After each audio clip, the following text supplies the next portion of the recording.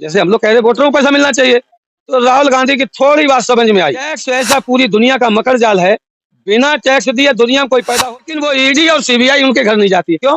ये दोनों लोग अपने रिश्तेदार हैं, एक जीजा एक साला है।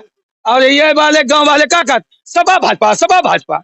यह सपा भाजपा प्रदेश में 2 सीटें नहीं आती थी कांग्रेस की, 3 सीटें आती थी अखिलेश की, और जैसे ही कहीं खटाखट खटाखट तो ऐसे सीटें बड़ी फटाफट फटाफट। महिलाएं बच्चे पैदा करती हैं, अभी तो कुतिया उतिया बच्चा पैदा करेगी, वही एमपी एमएलए चुनाव लड़ लेगी। आप लोगों के बीच जा रहे हैं कि उनका अच्छा वोटर्स पार्टी इंटरनेशनल, आप देख लीजिए इनका कार्ड है बीपीआई। तो किन मुद्दों को लेकर के जनता के बीच में आप जा रहे हैं, क्या जागरूकता फैला रहे हैं?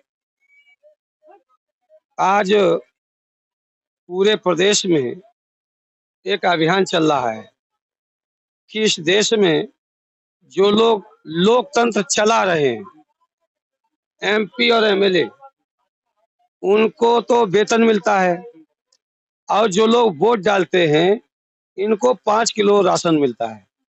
तो हम लोग सरकार से ये कह रहे हैं कि ये राशन अगर बहुत अच्छा लगता है एमपी साहब को, विधायक जी को, राष्ट्रपति जी को, प्रधानमंत्री जी को, अगर राशन बहुत अच्छा लगता है और वोटर को देते हैं, तो ये राशन प्रधानमंत्री 5 किलो गेहूं ले लें। अगर देश के वोटर का गुजारा इस राशन से हो जाता है तो प्रधानमंत्री का भी गुजारा हो सकता है। इसलिए संसद में नहीं, 5 किलो से गुजारा नहीं होगा, तो आप क्या सोच रखा आपकी पार्टी ने सोच रखी है कि एक संसद में एक प्रस्ताव गया है, और प्रस्ताव में ये कहा गया है कि इस देश में अगर एमपी एमएलए, मुख्यमंत्री, प्रधानमंत्री, कलेक्टर, गवर्नर सरकार के खजाने से हर महीना सैलरी लेते हैं, तो वोटर मालिक है, वोटर मालिक है, इसको मालिकाना हक वोटर को मिल जाना चाहिए। लेकिन मालिकाना हक के नाम पर 5 किलो गेहूं दिखाएंगे, विधवा पेंशन दिखाएंगे 500 रुपया, विकलांग पेंशन दिखाएंगे 500 रुपया, तो इनको सबको 500 रुपया दिखाने की बात करते हैं, और अपनी सैलरी 5 लाख, 4 लाख, 2 लाख, 10,000 ऐसी लंबी सैलरी लेते हैं। इसलिए हम लोग अब जो है पूरे प्रदेश में, देश में इस अभियान को चला रहे हैं। क्या लग रहा है, वोटरों की भी सैलरी होगी? वोटर की सैलरी नहीं हो सकती है, वोटर तो मालिक है। सैलरी केवल वो लेता है जो नौकर होता है, नौकर को सैलरी दी जा सकती है, लेकिन मालिक को मालिकाना हक मिलता है। जैसे हमने मकान को किराए पर उठा दिया, अब किराए के मकान से जो हमको किराया मिलेगा वो मालिकाना हक है। हमने अपना खेत बटाई भी दे दिया, और बटाईदारी जो आई है वो हमारा मालिकाना हक है। तो मालिकाना हक में ये पढ़े लिखे लोगों ने और नेताओं ने ये माना कि इनका मालिकाना हक 5 किलो गेहूं है, और 5 किलो गेहूं पर भी जो थैला लगाया है उसमें भी मुंह लटका दिया है, उस थैले में भी अब मुंह लटकाने के भी पैसे उसी में लगे हैं। तो कतई हिया शर्म नहीं इस देश के लोगों को आती है। इसलिए पूरे देश में एक अभियान चल रहा है, वोटरों की एक पार्टी बन गई है।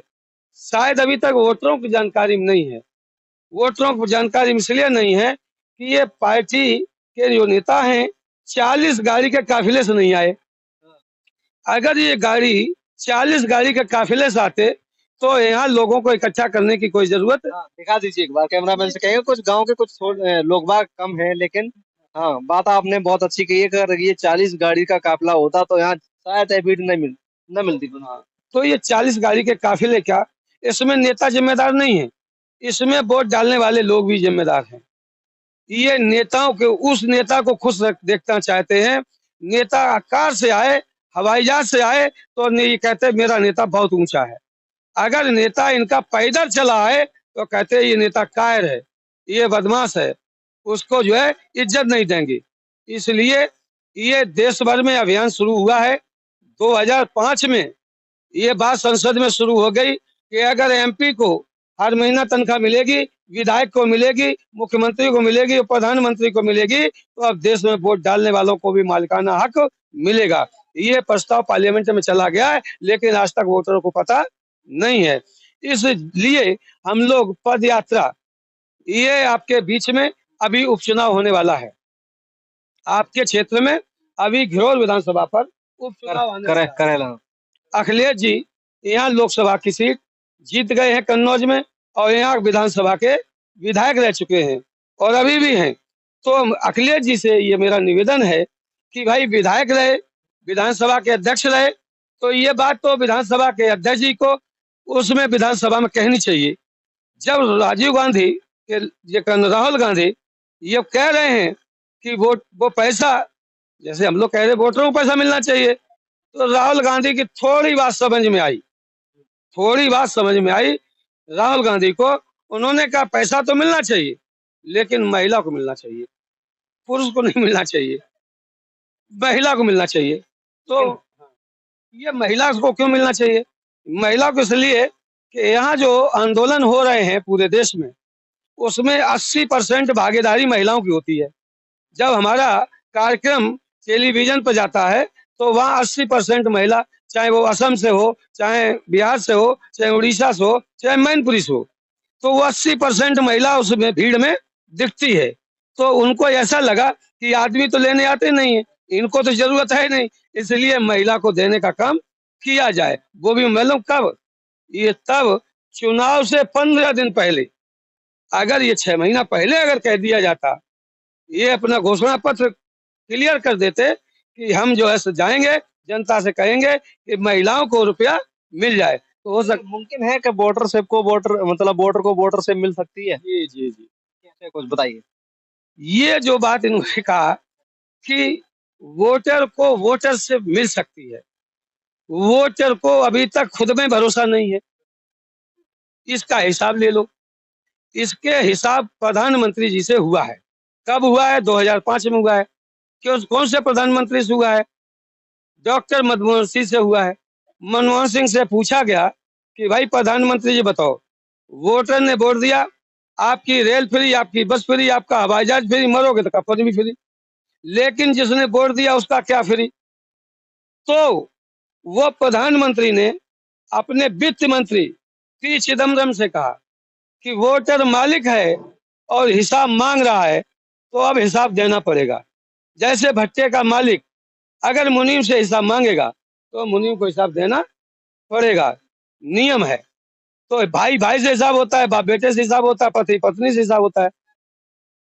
तो ये हिसाब जब होता ही है, तो ये हिसाब प्रधानमंत्री से हो गया।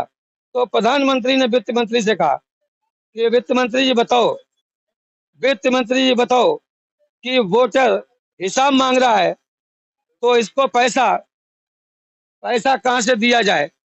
तो इसलिए उन्होंने बताया कि ये देश है, देश में एक ऐसी व्यवस्था है जिसे हम टैक्स कहते हैं, और 80% लोगों को 80% लोगों को ये पता है कि टैक्स हम नहीं देते हैं, टैक्स पूंजीपति देता है।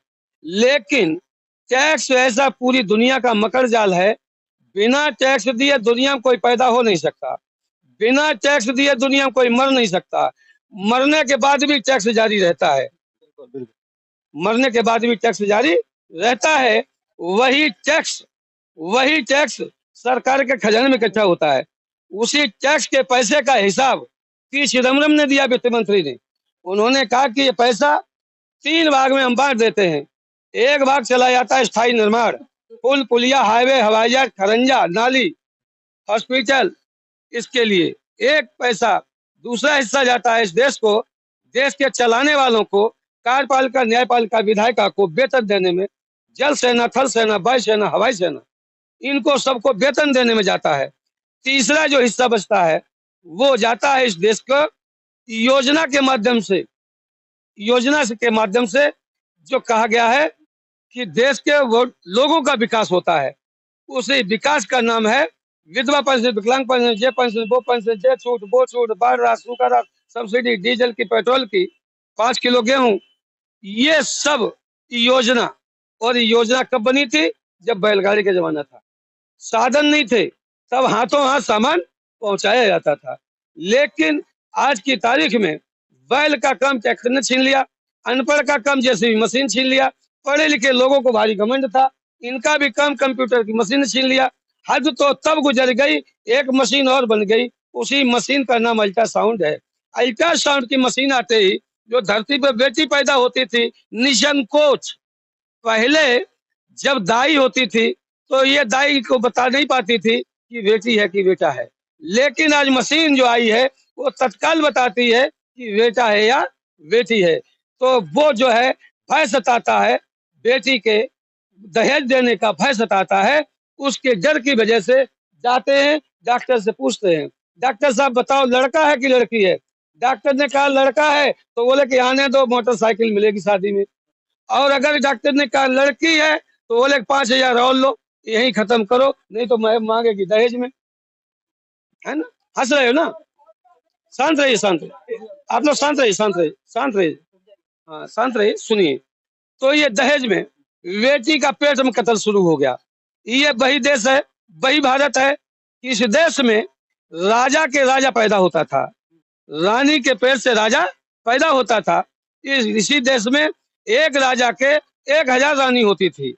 इसी देश में जब कोई महिला मर जाती थी, पुरुष मर जाता था, महिला को इसी देश में जिंदा जला देते थे। इसी देश की परंपरा थी। तब इस देश में चंद्रशेखर राजा, सरदार भगत सिंह, डॉक्टर बी.आर. अम्बेडकर जैसे लोग इस धरती पर पैदा हुए। उन्होंने कहा कि अब इस देश में राजा के रानी के पेट से जो बच्चा पैदा होगा वो राजा नहीं बनेगा। अब राजा बनेगा वोटर के वोट से। अब राजा जब वोटर के वोट से बन रहा है तो अब तय हो गया है कि एमपी का काम तनख्वाह चलेगा, विधायक का काम तनख्वाह चलेगा, मुख्यमंत्री का काम तनख्वाह चलेगा, प्रधानमंत्री का काम तनख्वाह चलेगा। तो अब वोट डालने वालों का भी काम पैसे से चलेगा, बातों से नहीं चलेगा। तो इसलिए ये बात जो आपके बीच में आई है, मैं पैदल आया हूँ, ये बच्चा मिल गए थे बीच में, ये किसनी रहते हैं, इतना अपने अमूल्य समय में थे, इन लोगों को अभी जाना है, इसके बावजूद भी इन्होंने कहा कि साहब हम आपका वाइट लेके जाना चाहते हैं। तो हमने कि वाइट ऐसी जगह ले लो जो लोगों के कुछ काम आ जाए।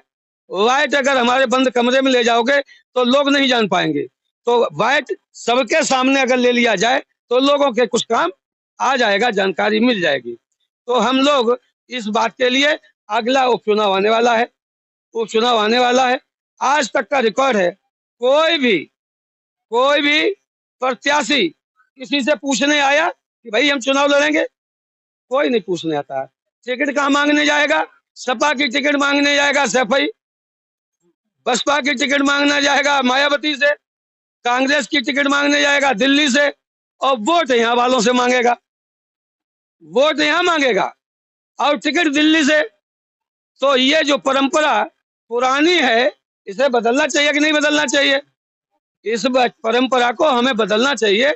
उसी बदलाव के लिए हम लोग गांव-गांव पैदल मार्च कर रहे हैं। तो हमारा पहला कार्यक्रम आज सुबह तहसील में था, तहसील के एसडीएम को ज्ञापन दिया और 3 बातें कही हैं कि भाई आज की तारीख में प्रधानमंत्री बिजली का बिल देते हैं क्या? अरे प्रधानमंत्री बिजली का बिल देते हैं क्या? मुख्यमंत्री बिजली का बिल देते हैं क्या? कलेक्टर बिजली का बिल देते हैं क्या? जज साहब बिजली का बिल देते हैं क्या? और बिजली का बिल अगर कहीं से दुनिया से वसूला जाता है तो जिसके पैर में चप्पल नहीं उसी से वसूला जाता है। इसलिए सरकार से ये कहा जा रहा है कि अगर प्रधानमंत्री बिजली का बिल नहीं देंगे, मुख्यमंत्री बिजली का बिल नहीं देंगे, कलेक्टर बिजली का बिल नहीं देंगे, जज साहब बिजली का बिल नहीं देंगे, तो अब वोट डालने वाले भी बिजली का बिल। बात ठीक है कि खराब? किन किन को अच्छी लगी वो हाथ उठाएं और जिनको नहीं अच्छी लगी वो अपने अपने घर जाएं, ठीक है ना? तो बिजली का बिल माफ हो जाना चाहिए, इसलिए हो जाना चाहिए, अपने बोलो मत भाई, सुनो। बिजली का बिल इसलिए माफ हो जाना चाहिए, हम सरकार से ये पूछ रहे हैं कि कार बनी, उसमें बिजली लगी और कार पे बिजली का बिल रख दिया गया, तब वो कार 1 करोड़ की बिकी, 40 लाख की बिकी कि नहीं बिकी? ये आपका मोबाइल है, ये मोबाइल 10,000 का है, किसी के पास 35,000 का, किसी के पास 50,000 का है। 100 ग्राम का मोबाइल है, इस पर जितनी बिजली खर्च हो रही है वो सारी खर्च बिजली का बिल लोगों ने दे दिया। आपने आटा पिसाया, बिजली का बिल दिया, कपड़ा बना, बिजली का बिल दिया, तेल चुपड़ा तो बिजली का बिल दिया। आखिर हमें सरकार बताए कि हमको कितनी बार बिजली का बिल देना पड़ेगा, जब पूरे प्रदेशों में बिजली माफ हो चुकी है, तो क्या उत्तर प्रदेश में बिजली माफ नहीं होनी चाहिए? और जब चुनाव आता है, तो कहता है कि 200 यूनिट हम माफ करेंगे, कोई कहता है 250 यूनिट माफ करेंगे। तो भाई ये 200 यूनिट की जब बात करते हैं तो इनका ही क्लर्क आएगा, कहे भाई साहब तुम पे 2000 मीटर होगी बिजली। अब वो 2000 मीटर की बिजली का बिल हम पे लगा देगा, तब 200 माफ करेगा, 3000 की वसूली करेगा। तो भाई इसलिए हम लोगों ने ये बात की है कि अब बिजली का बिल हम लोग नहीं देंगे। तब क्या करेगी सरकार? सरकार ने कहा कि अगर तुम बिजली का बिल नहीं दोगे, सरकार से बगावत करोगे, तो सरकार तुम्हारे खिलाफ मुकदमा लिखा देगी। तो हमने कहा है कि अगर सरकार मुकदमा लिखाना जानती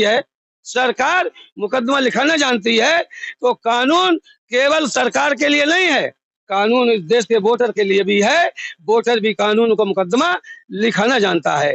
जैसे ही तुम्हारी लाइन काटे, आप उनके सबके बिजली वालों के नाम लिखो और रात में डकैती कायम करा दो, लिखा दो मुकदमे। अगर तुम्हारे ऊपर मुकदमा लिखा जाएगा तो वो अधिकारियों के खिलाफ भी मुकदमा लिखा जाएगा, तत्काल कंप्रोमाइज की नौबत आ जाएगी और आपसे कोई बिजली का बिल, वो एक बार मुकदमा करें तुम 6 बार मुकदमा करो, नंबर एक। और महीने में एक बार बिजली का बिल माफ कराने के लिए हमको तहसील में जाना चाहिए कि नहीं जाना चाहिए? क्यों भाई? बिजली का बिल माफ कराने के लिए हमें तहसील में एक दिन सर की गिनती करा देनी चाहिए कि नहीं करा देनी चाहिए? आप जब जो है यहाँ से नुमाइश मैदान के लिए ट्रैक्टर भर के जो है नेजा चढ़ाने चले जाते हो, कामर चढ़ाने चले जाते हो, ऐसे ही अगर पूरे गांव के लोग ट्रैक्टर भर के तहसील पर एक ही नारा लगाते हुए चले जाए कि वोटर पेंशन चालू करो वरना कुर्सी खाली करो, यदि वोटर को नोट नहीं तो काऊ पार्टी को, ये नारा लगा दो और उसी के साथ बोल दो कि अगर वोटरशिप नहीं तब तक बिजली का बिल नहीं। ये 2 बातें कह के और तहसीलदार के दरवाजे चले जाओ। वहां पर अगर एक गांव से एक ट्रैक्टर निकल जाए तो आपके पूरे ब्लॉक में, घिरौर ब्लॉक में अगर 100 ग्राम सभाएं हैं, 100 ग्राम सभाओं में 2-2 4-4 मजरे हैं कि नहीं? तो हर मजरे से एक ट्रैक्टर भर के और बाद में समझ लो कि हम जो है सो देवी को नेजा चढ़ाने जा रहे हैं और यही गाना गाते चले जाओ। अरे जब लगुन चढ़ती है, पंडित जी की चढ़ती है, ठाकुर साहब की चढ़ती है, यादव जी की चढ़ती है, जाटव जी की चढ़ती है, वाल्मीकि की चढ़ती है, तब गाना कौन सा होता है? हरे हरे लगुन आई मेरे अंगना। भाई सबकी लगुन चढ़ जाती है कि नहीं चढ़ जाती? एक गाने से जब सबकी लगुन चढ़ सकती है तो इसी गाने से, कौन सा गाना? कि वोटर पेंशन चालू करो वरना कुर्सी खाली करो, यदि वोटर को नोट नहीं तो काऊ पार्टी को, इसी से तुम्हारी भी लगुन चढ़ जाएगी। अगर एमपी की लगुन चढ़ सकती है पैसा देने के लिए, विधायक की लगुन चढ़ सकती है पैसा देने के लिए, कलेक्टर की लगुन चढ़ सकती है पैसा देने के लिए, तो वोटर की भी लगुन चढ़ सकती है ये गाना गाने से। बात समझ में आई कि नहीं? अच्छा, इसमें क्या बात हमने जैसी कही है जो हमारे पल्ले नहीं पड़ रही है? ठीक है, अपने गांव में नारा लिख दो, दीवार पर गेरू ले लो, लिख दो। अभी 3 दिन बाद चुनाव आने वाला है, सभी लोग आएंगे। हम चाहते हैं कि अखिलेश जी विधानसभा में इनकी जांच नहीं होती है और बाकी सबकी जांच होती है। आजम खां की जांच होती है या एटा के जोगिंदर की जांच होती है, जेल काटते हैं, लेकिन वो ईडी और सीबीआई उनके घर नहीं जाती है। क्यों? ये दोनों लोग अपने रिश्तेदार हैं, एक जीजा एक साला है। और ये वाले गांव वाले का सपा भाजपा, यह सपा भाजपा की पड़ी है, देख रहे हो? तो वहां तो रिश्तेदारी चल रही है और कटाई तुम्हारी हो रही है, लुटाई तुम्हारी हो रही है। इसलिए ये गांव अभियान चलाया जा रहा है। अब हमारे लोग एक कासगंज से आ गए हैं, एक आपके घिरौर से आ गए हैं, ये 5 लोग आए हैं। मैंने इनको 3 बजे यहाँ भेजा, वहां से भेजा तो इन्होंने मुझे फोन पे बताया कि साहब बहुत गर्मी पड़ रही है। हमने कहा कोई बात नहीं यार, गर्मी में कोई रेल बंद नहीं है, गर्मी में कोई हॉस्पिटल बंद नहीं है, गर्मी में कोई दुकान बंद नहीं है, दुकानें इसी गर्मी में काऊ की ब्याह भरा लगुन टीका बंद नहीं है, तो भाई जी आंदोलन कैसे बंद हो जाए, है ना। तो अब जो है आज हम जो है आपके यहाँ आए हैं, इस नगर ग्राम पंचायत में आए हैं, तो ये बात दूसरे गांव तक पहुंचानी चाहिए कि नहीं पहुंचानी चाहिए। हम अच्छा काम करने आए कि बुरा काम करने आए हैं? अच्छा काम करने आए ना, तो अच्छा काम अगर हम कर सकते हैं तो आप लोग क्यों नहीं कर सकते हो? क्या सबको अच्छा काम करना चाहिए कि नहीं करना चाहिए? हमें अच्छा करना चाहिए, आप लोगों को बुरा अच्छा करना चाहिए। बुरे की संख्या ज्यादा होनी चाहिए कि अच्छे की संख्या ज्यादा होनी चाहिए? अच्छे काम की संख्या ज्यादा होनी चाहिए और बुरे संख्या की संख्या कम होनी चाहिए, ठीक है ना। तो ये बात कहने के लिए आज शाम को हम ये चीताई के कहाँ है, ये नंगला मानंद है, अरे चीताई वाले कहाँ है? बहादुर, ये राम बहादुर है, ये राम बहादुर हमारे यहाँ के ग्राम पंचायत से लेकर के और ब्लॉक से लेकर के जिले पर कार्यकर्ता है। ये बेचारे जब भी कोई कार्यक्रम होता है तो अकेले बेचारे चले जाते हैं। इनसे पूछते हैं कोई आया नहीं, कोई बोले जो तुम ही लेते ही हो रुपया और हमारे जोरा में लगे दे जाइए आए। ये इतने चालाक हैं कि जे रुपया ले आए, अच्छा ईमानदारी बताओ, रुपया हुआ बटन लगा कलेक्टिव है और हमसे कही जाए कि महानंद नगर वालों को दिया जाए। ईमानदारी बताओ, रुपया अगर हम लेके आए पहले हम अपने घर जाएंगे, तुम्हारे घर आए, अपने घर जाए। तो जब रुपया बचे और रुपया बचवाए में सबका हाथ होना चाहिए। जब बचे तो तुम्हें दिखाई पड़े कि रुपया बटन लगो, हाथ बढ़ा के ले लो। अब भाई वहां तो कांग्रेस कहने लगी है, एक का खचाखट, दूसरों का पटापट, और ये घर बैठे आराम से बैठे। आप 2 दिन बाद मालूम जब कई लोगों ने कि कांग्रेस वाले रुपया दो, बोले कि सरकार ही नहीं बनी। यही तो बात हुई। जब पूरे प्रदेश में 2 सीटें नहीं आती थी कांग्रेस की, 3 सीटें आती थी अखिलेश की, और जैसे ही कहीं खटाखट तैसे सीटें बढ़ी फटाफट। सीटें तभी तो बढ़ी, सीटें बढ़ गई। और अगर ये 2 महीना पहले कह देते, अगर ये ठीक 2 महीना पहले कह देते खटाखट फटाफट, तो मैं गारंटी के साथ कहते हैं तुम्हारा पैसा तुम्हारे घर आ गया होता। ये दोनों की मंशा है, ये पैसा नेता जो है जनता के यहाँ नहीं जाने देना चाहते। अच्छा, चोर की क्या गलती है कि वो तुम्हारे घर कोई चीज पहुंच जाए? वो अपना काम कर रहा है तो तुम्हें भी अपना काम करना चाहिए। तो हम लोग ये चाह रहे हैं कि ये उपचुनाव आ रहा है, ये उपचुनाव आ रहा है और अखिलेश जी यहाँ आएंगे।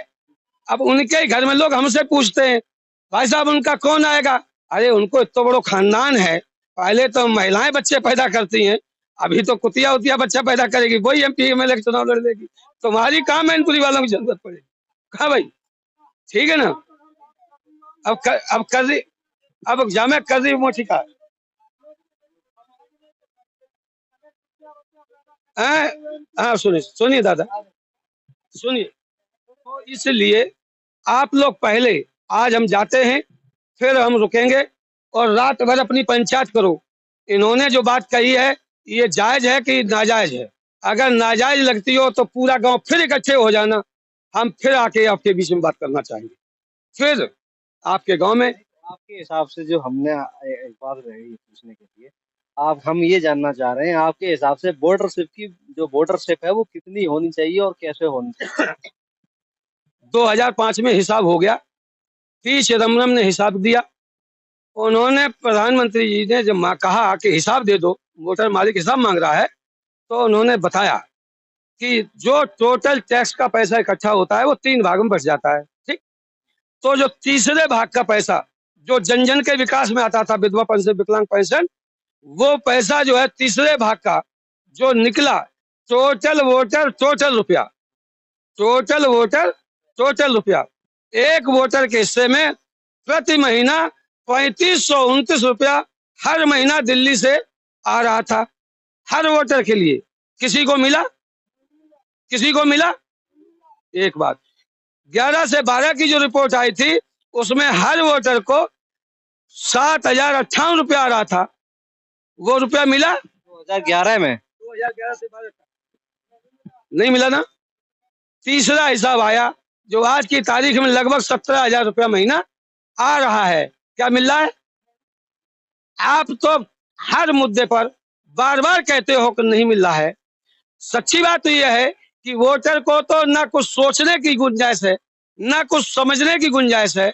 ये बात हम नहीं कहते हैं, भारत के पूर्व प्रधानमंत्री स्वर्गीय राजीव गांधी भी कहते थे कि दिल्ली से अगर हम 100 रुपया लोगों को भिजवाना चाहें तो लोगों के हाथ में 10 रुपया पहुंचते हैं और 90 रुपया बीच के दलाल खा जाते हैं। हमने नहीं कहा है, ये बात प्रधानमंत्री स्वीकार कर चुके हैं। वही बात इस बात को कह रहे हैं कि जब प्रधानमंत्री की तनख्वाह सीधी खाते में जा सकती है, मुख्यमंत्री की तनख्वाह सीधी खाते में जाती है, कलेक्टर की तनख्वाह सीधी खाते में जाती है और किसी की तनख्वाह में कभी घोटाला नहीं होता है। और भारत में जितनी योजना बनी है, कोई योजना ऐसी नहीं बची है जिसमें घोटाला न हुआ हो, घोटाला हुआ हो। तो हम चाहते हैं कि जो मशीन मुख्यमंत्री के पास लगी है, विधायक के पास लगी है, कलेक्टर के पास लगी है, चपरासी के पास लगी है, वही मशीन तीसरे हिस्से पर भी लगा दिया जाए। ठीक है, उसका 17,000 कहते हो, जिसका 8,500 रुपया महीना नगद दे दिया जाए। वही 8,500 की बात यहाँ के जो है अभी प्रधान जो कहना आपके कांग्रेस के राहुल गांधी ने जो कहा है वही 8,500 रुपया है। तो रुपया तो तैयार रखा है, हम मांगने को तैयार नहीं है। हाँ, हम तो चुनाव आ गया तो जैसे घोड़ा देखा होगा तांगे वाला, वो उसका जो फच्चा कच्चा लगा होता है। हाँ, तो बस ऐसे ही सबकी आंखों पर किसी के सपा को पच्चा, किसी को बसपा को पच्चा, किसी की भाजपा को पच्चा, और काऊ की नोट का पच्चा नहीं लगा है, इसलिए नोट के बारे में जानता नहीं है।